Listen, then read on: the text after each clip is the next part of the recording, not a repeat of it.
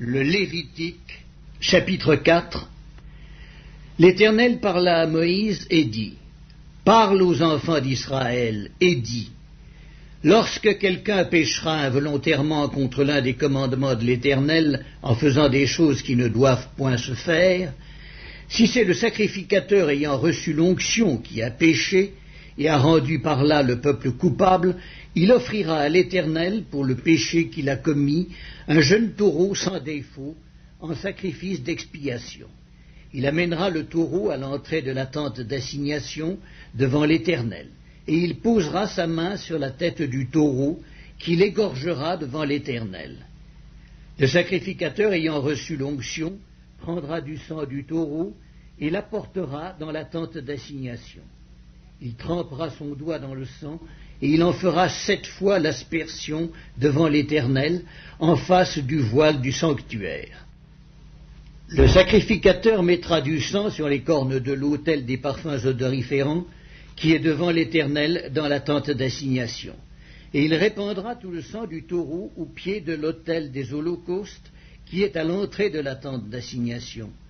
Il enlèvera toute la graisse du taureau expiatoire, la graisse qui couvre les entrailles et toute celle qui y est attachée, les 2 rognons et la graisse qui les entoure, qui couvre les flancs, et le grand lobe du foie qu'il détachera près des rognons. Le sacrificateur enlèvera ces parties comme on les enlève du taureau dans le sacrifice d'action de grâce, et il les brûlera sur l'autel des holocaustes. Mais la peau du taureau, toute sa chair, avec sa tête, ses jambes, ses entrailles et ses excréments, le taureau entier, il l'emportera hors du camp, dans un lieu pur, où l'on jette les cendres, et il le brûlera au feu sur du bois. C'est sur le tas de cendres qu'il sera brûlé. Si c'est toute l'assemblée d'Israël qui a péché involontairement et sans s'en apercevoir, en faisant contre l'un des commandements de l'Éternel des choses qui ne doivent point se faire, et en se rendant ainsi coupable, et que le péché qu'on a commis vienne à être découvert, l'assemblée offrira un jeune taureau en sacrifice d'expiation, et on l'amènera devant la tente d'assignation. Les anciens d'Israël poseront leurs mains sur la tête du taureau devant l'Éternel, et on égorgera le taureau devant l'Éternel. Le sacrificateur ayant reçu l'onction apportera du sang du taureau dans la tente d'assignation. Il trempera son doigt dans le sang, et il en fera 7 fois l'aspersion devant l'Éternel en face du voile. Il mettra du sang sur les cornes de l'autel qui est devant l'Éternel dans la tente d'assignation, et il répandra tout le sang au pied de l'autel des holocaustes qui est à l'entrée de la tente d'assignation. Il enlèvera toute la graisse du taureau et il la brûlera sur l'autel. Il fera de ce taureau comme du taureau expiatoire, il fera de même. C'est ainsi que le sacrificateur fera pour eux l'expiation, et il leur sera pardonné. Il emportera le taureau hors du camp, et il le brûlera comme le premier taureau. C'est un sacrifice d'expiation pour l'assemblée. Si c'est un chef qui a péché en faisant involontairement contre l'un des commandements de l'Éternel son Dieu des choses qui ne doivent point se faire, et en se rendant ainsi coupable, et qu'il vienne à découvrir le péché qu'il a commis, il offrira en sacrifice un bouc mâle sans défaut. Il posera sa main sur la tête du bouc, qu'il égorgera dans le lieu où l'on égorge les holocaustes devant l'Éternel. C'est un sacrifice d'expiation.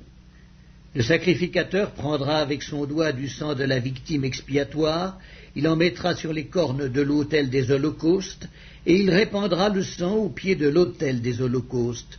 Il brûlera toute la graisse sur l'autel, comme la graisse du sacrifice d'action de grâce.